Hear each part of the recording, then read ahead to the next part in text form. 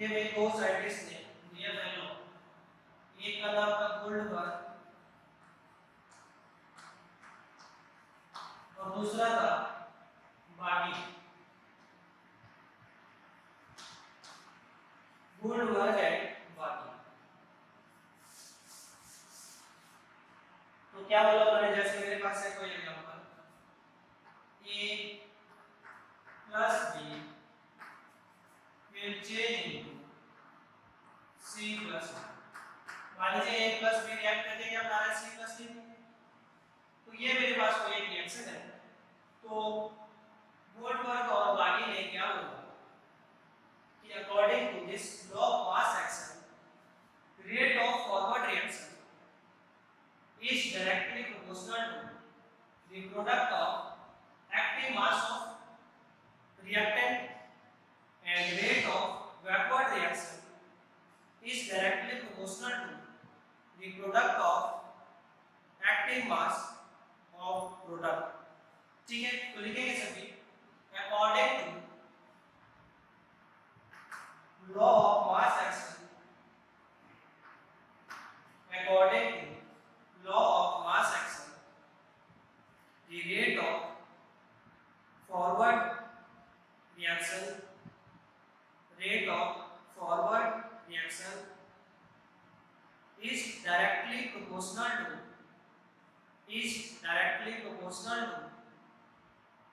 the product of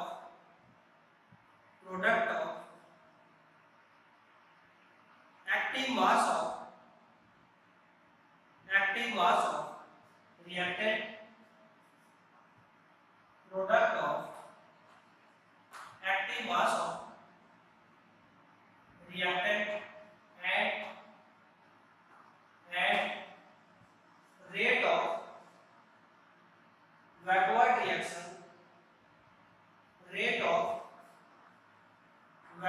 reaction, is directly proportional to the product of active mass of product। Rate of backward reaction is directly proportional to the product of active mass of product।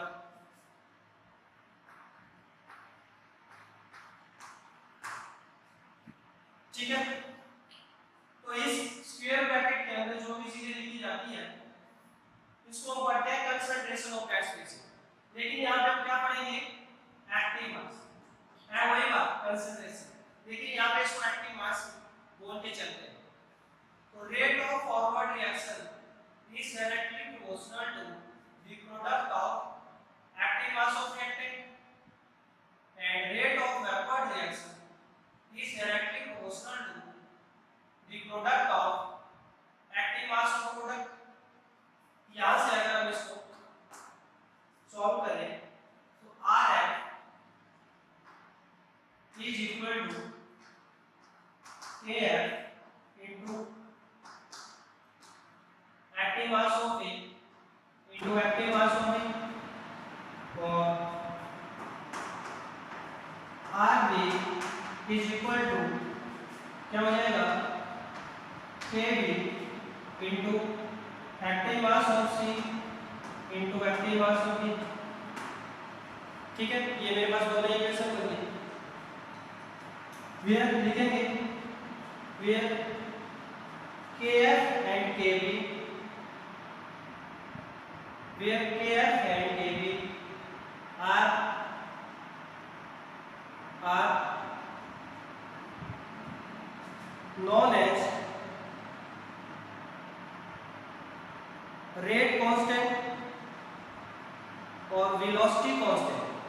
rate constant oblique velocity constant of forward reaction and backward reaction respectively, where Kf and Kb is a constant known as rate constant or velocity constant of forward and backward reaction respectively।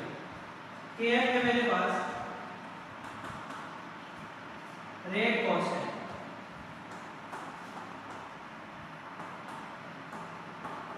of forward reaction and Kv is rate constant या velocity constant of backward reaction।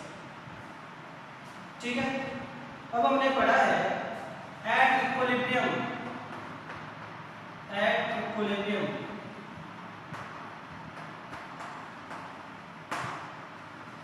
तो जब भी equilibrium आता है तो क्या हो जाता है, rate of forward reaction is equal to rate of backward reaction. यही होता है क्या, अगर रेट इक्वल है, लेफ्ट हैंड साइड इक्वल है तो राइट हैंड साइड इक्वल हो जाएगी।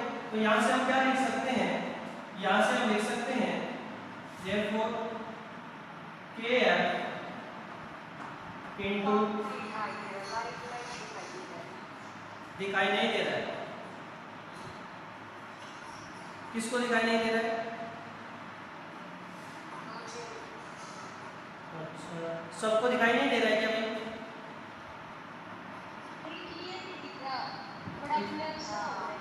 प्लस होगा एक,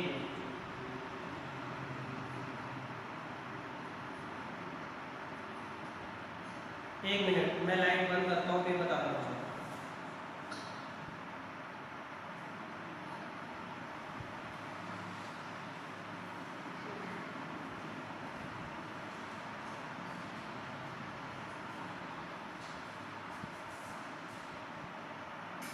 अब दिखाई दे रहा है?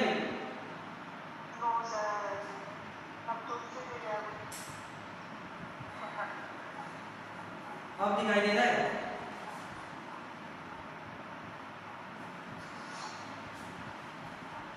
अब दिखाई दे रहा है? नहीं दिखाई दे रहा है? अच्छा एक मिनट रुको, बिल्कुल भी दिखाई नहीं दे रहा है?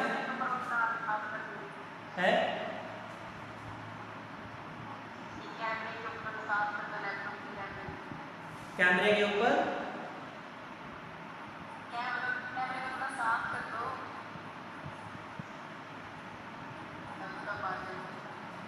अब दिखाई दे रहा है?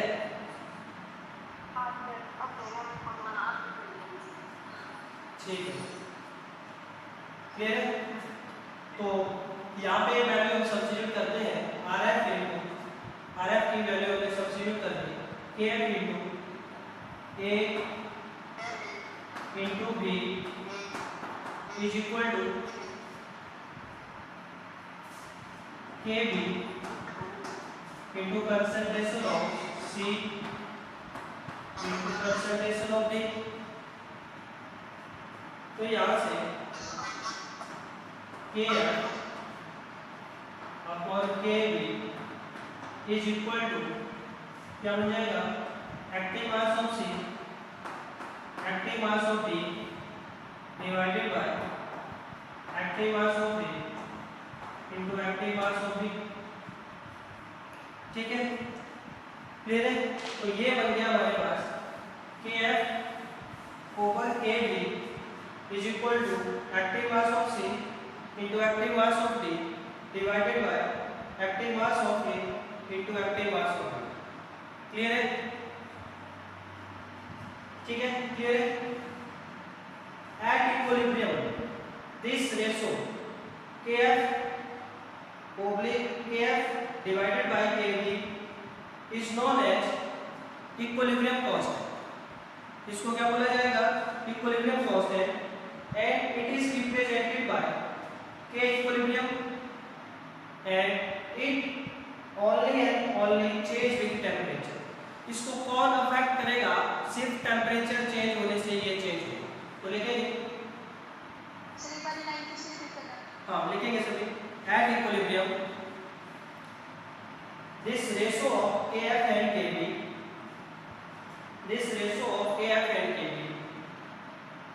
is a constant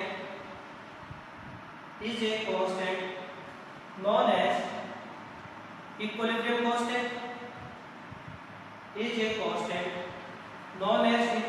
constant and it is represented by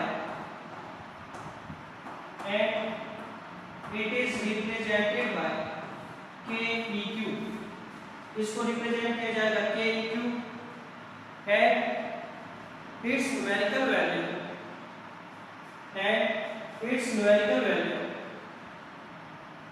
will change only and only with temperature। इसकी जो न्यूमेरिकल वैल्यू है सिर्फ टेम्परेचर के ऊपर डिपेंड करती है। टेम्परेचर को चेंज करने से ही ये वैल्यू चेंज होगी। इसको ब्रह्मा जी का वरदान है, तो इस ध्यान रखेंगे टेम्परेचर के अलावा इसको कोई चेंज नहीं कर सकता। ठीक है, तो अगर मैं ये रेशो लिखूं तो ये बन गया मेरे पास KEQ is equal to active mass of C divided by active mass of A into active mass of B। तो ये बन गया भाई अपने पास। ठीक है, इसको नोट करो, फिर हम कुछ और रिएक्शन के लिए के इक्विलिब्रियम लिखेंगे।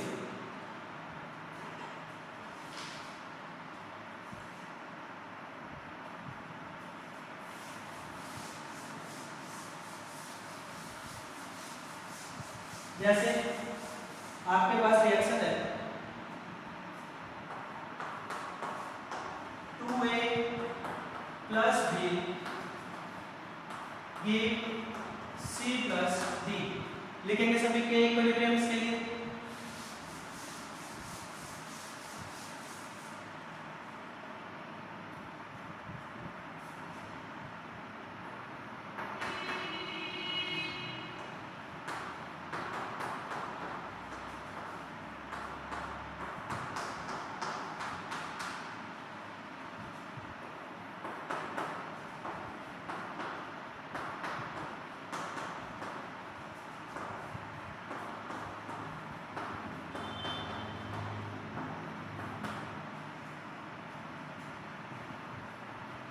तो फर्स्ट के लिए क्या गया भाई आपका के इक्विलिब्रियम।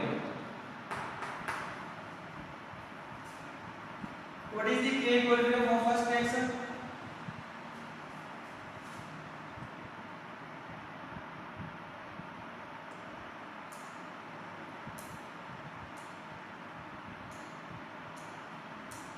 जल्दी बताओ, व्हाट इज द इक्विलिब्रियम के इक्विलिब्रियम ऑफ फर्स्ट रिएक्शन? बताओ भाई। के इक्विलिब्रियम हमने क्या लिखा था भाई? K equilibrium is equal to active mass of product divide by active mass of reactant. तो यहाँ पे प्रोडक्ट साइड कौन है वाला? C into D। तो क्या हो जाएगा?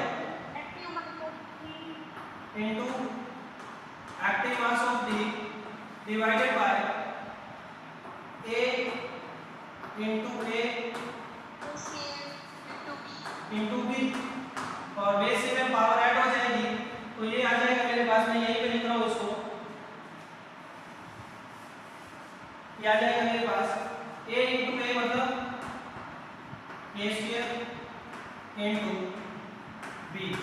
तो कहने का मतलब ये है कि जो भी कोफिशिएंट होता है वो पावर में चला जाएगा।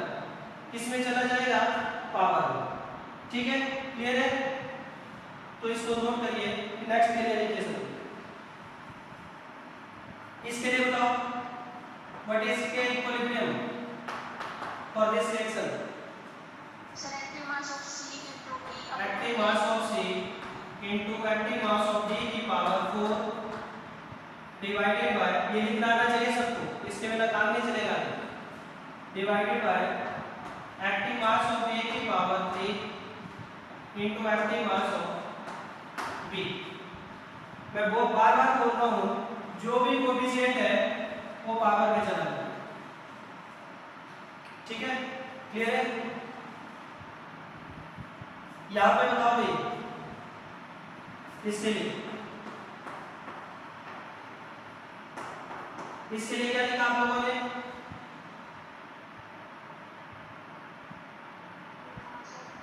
बोलो। एक्टिव मास ऑफ NH3 की पावर 2 डिवाइडेड बाय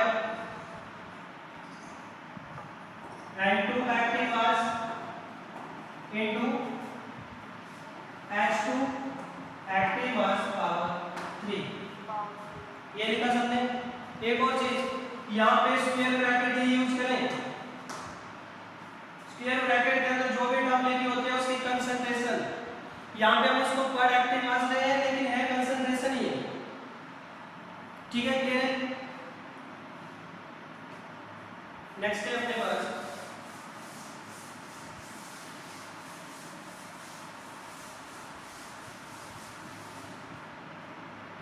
एक्टिव मास।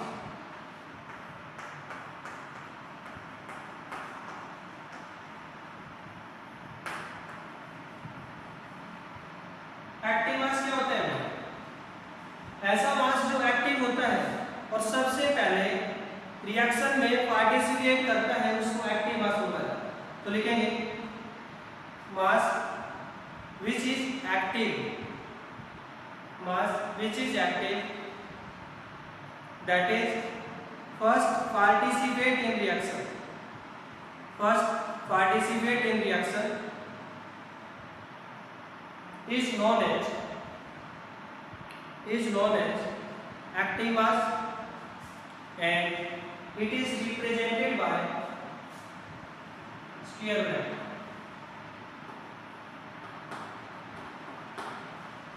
ठीक है, mass which is active that is first participate in any reaction is known as active mass and it is represented by this square bracket। ठीक है, अब active mass आपको solution का given है या आपको गैसेस का गिवन। अगर सॉल्यूशन का गिवन होगा तो आप इसको एक्टिव मास को कंसंट्रेशन बोलेंगे और कंसंट्रेशन अपने को बताइए क्या होती है? नंबर ऑफ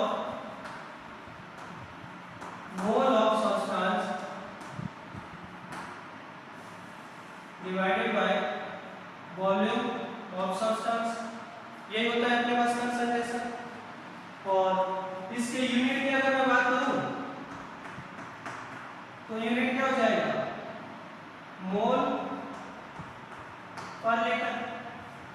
और अगर मान लीजिए आपको एक्टिव मास किसका गिवन है?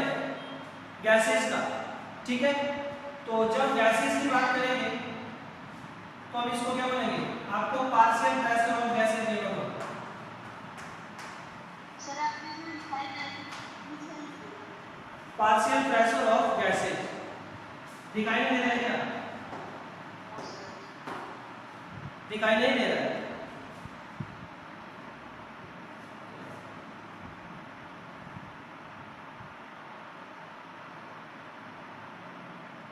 बिल्कुल भी दिखाई नहीं दे रहा है भाई?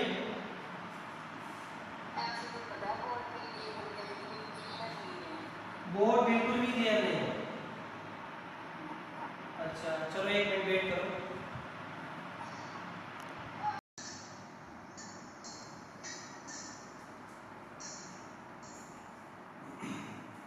हेलो, गुड मॉर्निंग बच्चों, कैसे हैं आप सभी?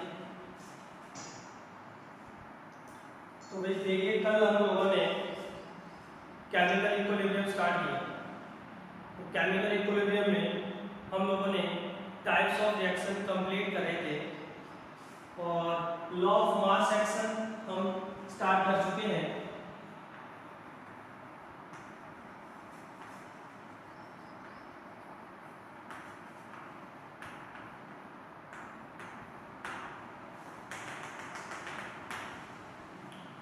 लॉ ऑफ मास एक्शन में हमने एक टर्म को डिफाइन किया था, active mass.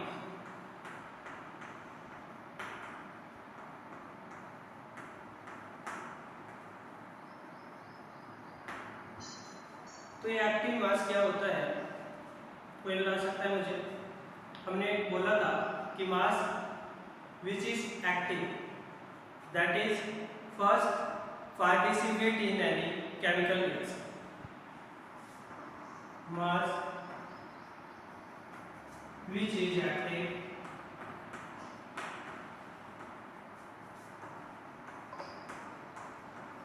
that is first participate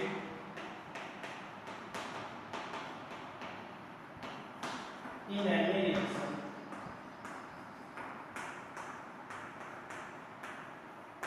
is known as active mass.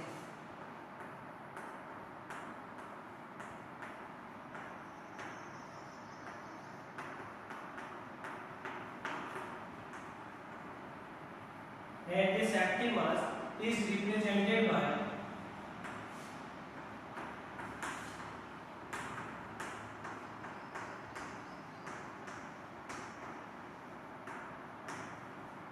इसको भी स्क्वायर ब्रैकेट के अंदर लिखा है। स्क्वायर ब्रैकेट के अंदर एक्टिव मास को लिखा है। This active mass is nothing but concentration. ये एक्टिव मास क्या है, मैंने कल भी बोला था कि ये कंसंट्रेशन ही है। और कंसंट्रेशन को हम कैसे डिफाइन करते हैं, number of mole of substance divided by volume of solution। ये तो हमारा कंसंट्रेशन होता है। और अगर इसकी यूनिट की बात करें तो यूनिट ऑफ कंसंट्रेशन हमने कल भी बताया था आपको, this is mole per litre. अब हो सकता है एक्टिव मास गैसेस की बात करें तो गैसेस के लिए आपको क्या गिवन होगा, पार्शियल प्रेशर।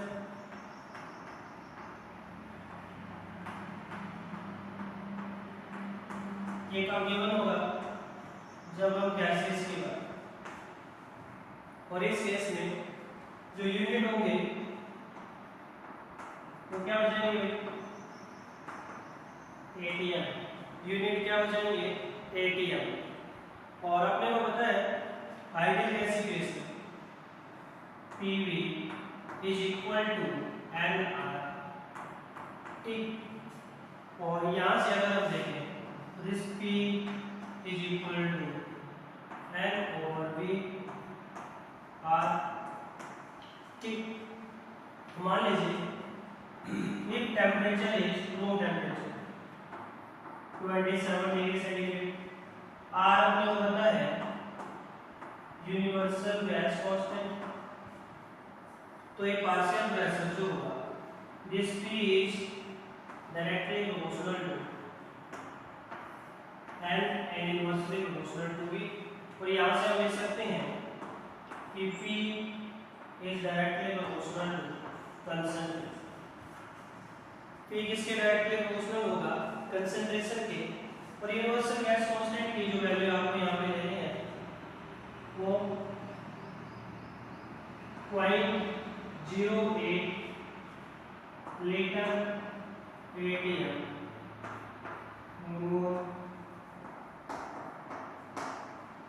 केल्विन। और दिस टेम्परेचर इन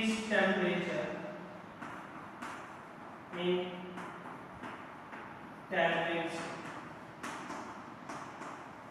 ठीक है, मेरे पास टेम्परेचर इन केल्विन स्केल, ठीक है।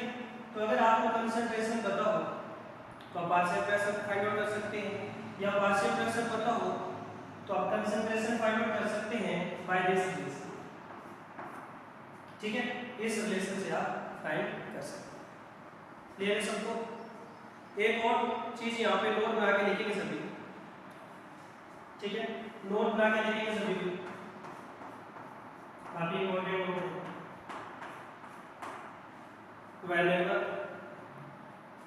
whenever solid oblique liquid, whenever solid liquid or both appear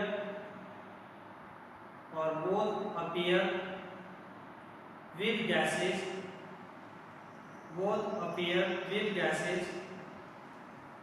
then their active mass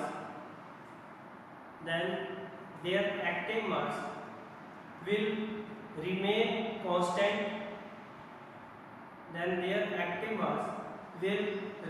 constant. and it is taken as unity, and it is taken as unity. Hence they will not appear in the expression of equilibrium constant. Hence they will not appear in the expression of equilibrium constant. तो इस चीज को ध्यान रखना है भाई आपने, जब भी गैसेस के साथ रिएक्शन में सॉलिड और लिक्विड होगा तो उसके एक्टिव मास को हम कांस्टेंट मान के चलेंगे, मतलब यूनिटी मान के चलेंगे, तो वो कभी भी आपको इक्विलिब्रियम कांस्टेंट की एक्सप्रेशन में दिखाई नहीं देंगे। ये चीज आगे आने वाली है, हम लिखेंगे केपी केसी या जो भी इक्विलिब्रियम कांस्टेंट है, तो यहाँ पे ये चीज आपके लिए याद रखनी है आपको। ठीक है, क्लियर है? लिखेंगे भाई, क्वेश्चन लिखेंगे, calculate active mass of following, calculate active mass of following. Active mass find out करना है आपको। फर्स्ट है 2.8 gram of N2, 2.8 gram of N2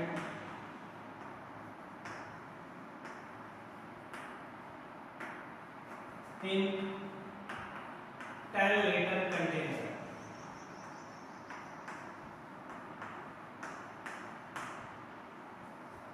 Second, 16 gram of O2,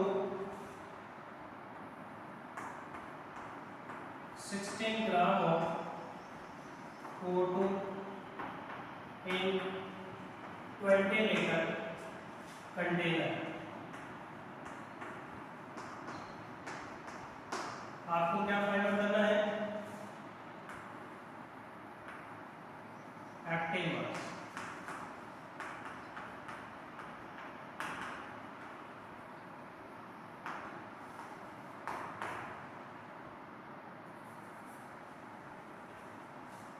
तो करिए जल्दी से find out.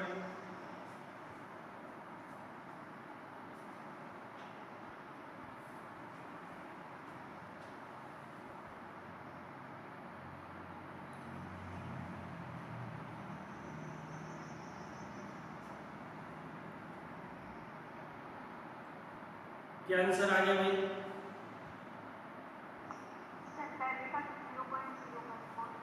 Active mass, but active mass का meaning क्या है? कंसंट्रेशन। और कंसंट्रेशन जब सॉल्यूशन की बात करी होगी तो एक्टिव मास कंसंट्रेशन, जब गैसेस की बात करी होगी तो दिस इज पार्शियल प्रेशर।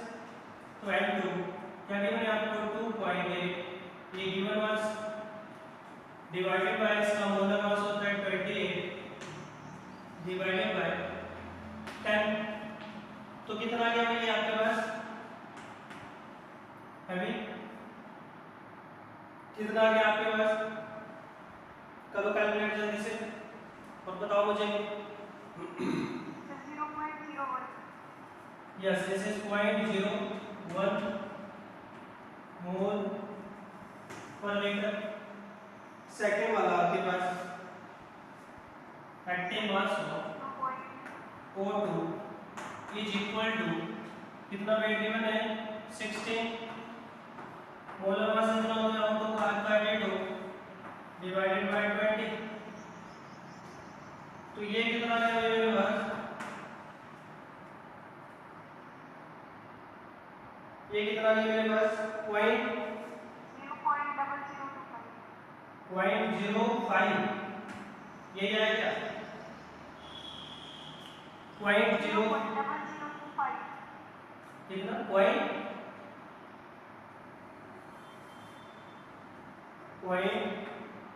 आ जाएगा 1/14, मतलब 0.025, ये है क्या? अभी यही आ गया क्या? करो कैलकुलेट। यही आ गया, नहीं सर। ठीक है, मोल पर यूनिट, ठीक है, क्लियर है। तो एक्टिव मास अगर आपको सॉल्यूशन गिवन है तो this is nothing but concentration. अगर आपको पार्शियल प्रेशर गिवन है तो मतलब गैसेस की बात कर रहे हैं तो आपको पार्शियल प्रेशर कैलकुलेट करना है और पीवी या आरटी लगा के आइडियल गैस इक्वेशन लगा के वहां से फाइंड आउट करेंगे, क्लियर है। नेक्स्ट है types of equilibrium constant, types of equilibrium constant. Equilibrium constant के types of equilibrium constant.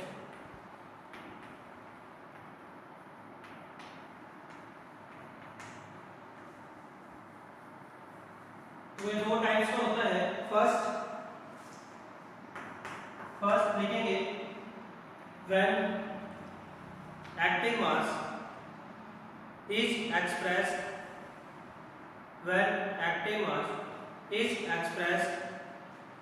in terms of concentration,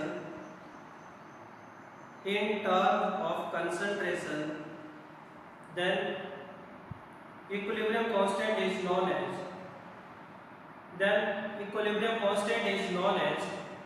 Kc, ठीक है। when active mass is expressed in terms of concentration, then equilibrium constant is known as Kc। Kc का मतलब देखिए, C का मतलब है concentration,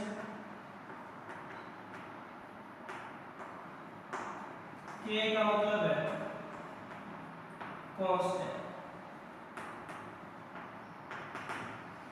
तो जब भी आपका एक्टिव मास कंसंट्रेशन के टर्म में एक्सप्रेस किया जाएगा तो इक्विलिब्रियम कांस्टेंट को, K इक्विलिब्रियम को हम Kc से रिप्रेजेंट करेंगे। किससे रिप्रेजेंट करेंगे? Kc से रिप्रेजेंट करेंगे। जैसे for example N2 plus 3H2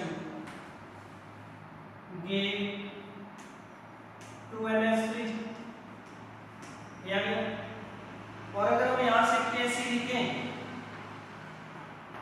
तो Kc क्या आ जाएगा भाई? Concentration of NH3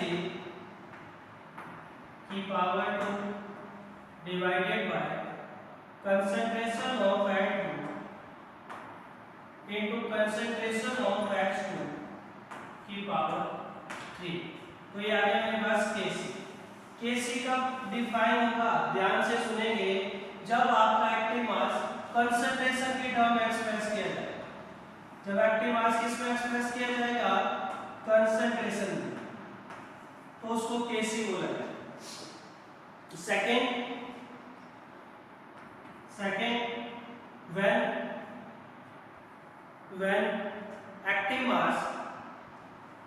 when active mass is expressed in term of partial pressure, when active mass is expressed in term of partial pressure, then equilibrium constant is known as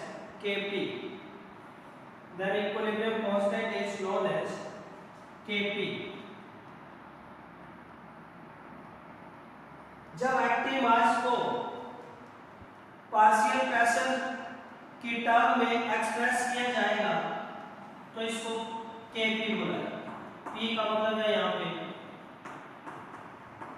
partial pressure और this K is our constant. तो partial pressure constant बोलेंगे इसको कब? when active mass is expressed in term of partial pressure। जब active mass को partial pressure के term में express किया जाएगा तो इसको Kp बोला जाएगा। जैसे फॉर एग्जांपल ये ऊपर वाला रिएक्शन लेता हूं, N2 plus 3H2 give 2NH3.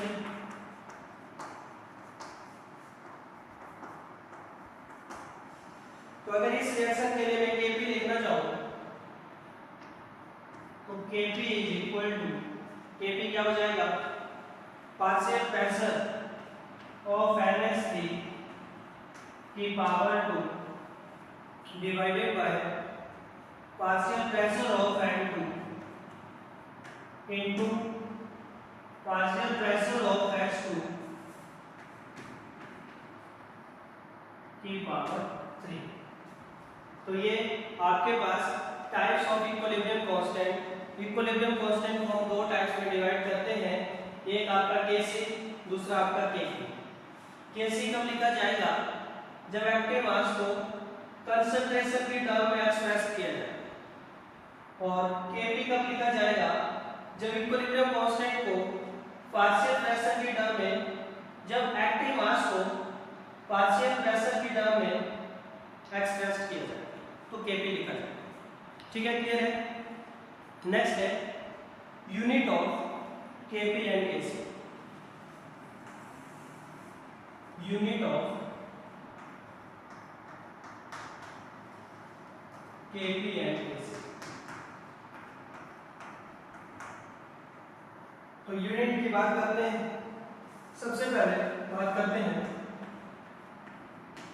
Unit of Kc। Kc का यूनिट लिखेंगे तो देखिए भाई आपके पास, इसी एग्जांपल को लेता हूं, N2 plus 3H2 give 2NH। ये आ गया आपके पास। और Kc अगर लिखूं तो Kc आ जाएगा NH3 की कंसंट्रेशन और whole square divided by concentration of N2 into concentration of H2 की पावर 3। ये आ गया। अब देखिए what is the unit of concentration. Unit of concentration मैंने थोड़ी देर पहले लिखा था, क्या होता था, मोल पर लीटर, ये होता है। तो यहाँ पे Kc का यूनिट बन जाएगा मेरे पास, Kc इज इक्वल टू, क्या बन जाएगा, अमोनिया का कंसंट्रेशन मतलब मोल पर लीटर का square divided by mole per litre into mole per litre की पावर 3। और यहां से अगर इसको हम सॉल्व करें तो ये कितना आ जाएगा मेरे पास, ऊपर पावर 2 नीचे पावर 4, तो this is mole per litre की पावर माइनस, कितना गया, मोल पर लीटर की पावर -2। अब देखिए बार बार तो हम क्या करेंगे, बार बार तो हम रिएक्शन का इक्वेशन नहीं लिखेंगे, हम जनरल यूनिट लिखेंगे यहाँ पे। तो जनरल यूनिट के लिए सबसे पहले आपको क्या फाइंड आउट करना होगा, किसी भी रिएक्शन का डेल्टा है। डेल्टा क्या होता है, डेल्टा फाइंड आउट करना होगा। डेल्टा क्या होता है भाई, delta equal to Np minus Nr। अगर हम डेल्टा की बात करें तो delta is equal to Np minus Nr। Np is nothing but number of mole of product and R is the number of mole of reactant। तो अगर हम यहाँ पे देखें तो Np कितना है मेरे पास, ये प्रोडक्ट है, तो Np की मोल कितने हैं, 2 minus number of mole of reactant, तो इसका 3 मोल, इसका 1 मोल, तो कितना हो गया, 4। तो अगर मैं यहां से कैलकुलेट करूं तो delta N is equal to -2। तो हम यहां पे बोलेंगे इन जनरल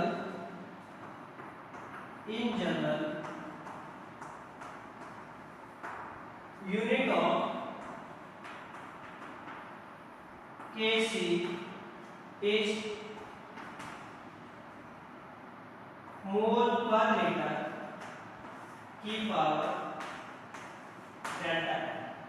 डेल्टा कैलकुलेट करेंगे।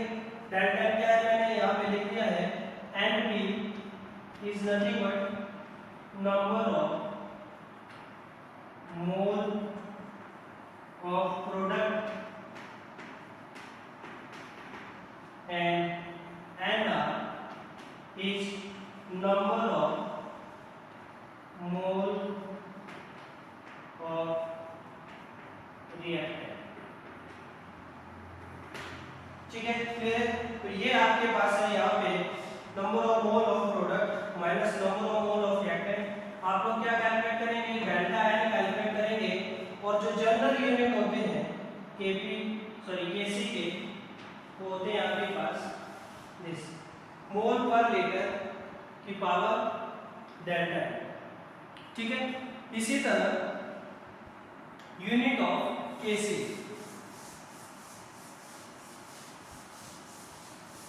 Unit of KC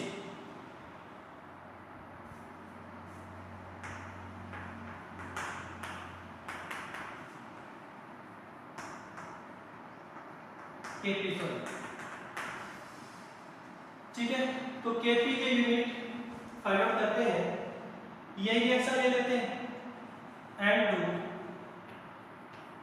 plus 3H2 gate 2NH3। ठीक है, क्लियर है?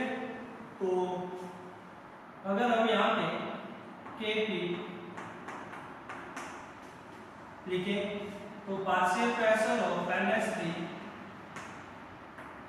का whole square divided by partial fraction of N2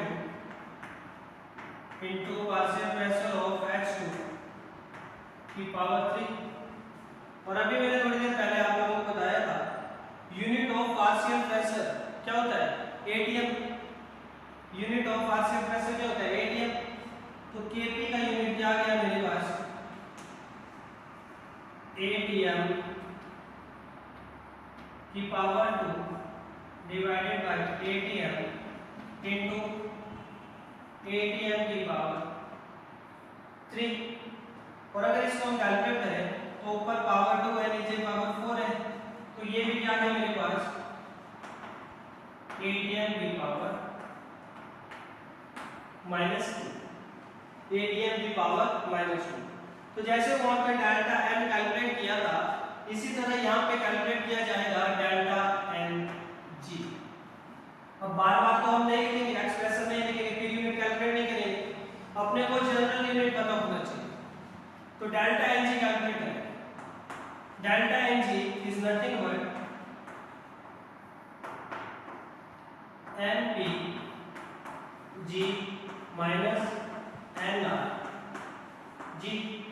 NPG is nothing but number of mole of product in gaseous phase। ये चीज ध्यान रखनी है यहाँ, gaseous phase।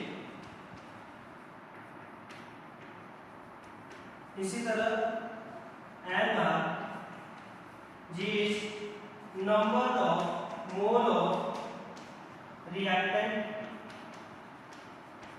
in gaseous phase।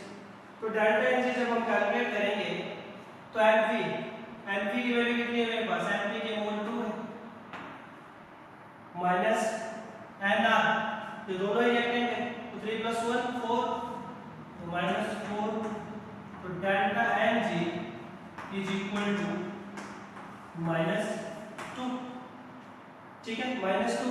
तो यहां से हम क्या बोलेंगे, in general the unit of Kp is in general unit of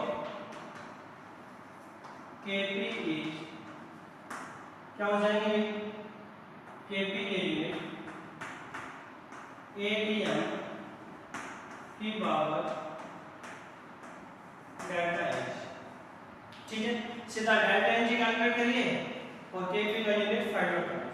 तो ये आ गया आपके पास जनरल किसी भी रिएक्शन के लिए अगर आपको लिखना हो तो यूनिट ऑफ केपी और केसी इसको नोट करिए। फिर अब आगे चलते हैं। एक और चीज, KP is only defined for those reaction which involve at least one gas।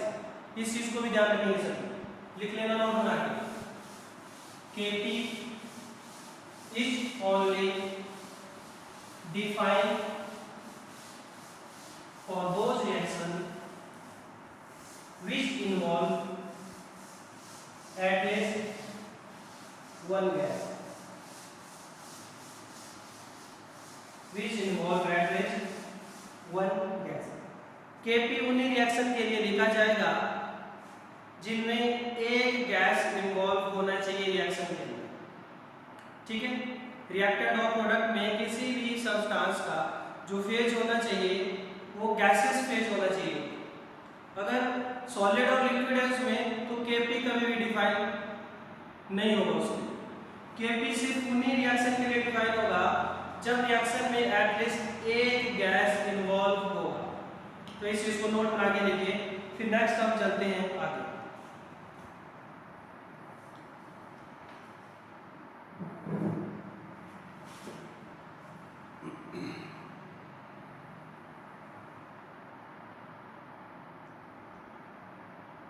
ठीक है,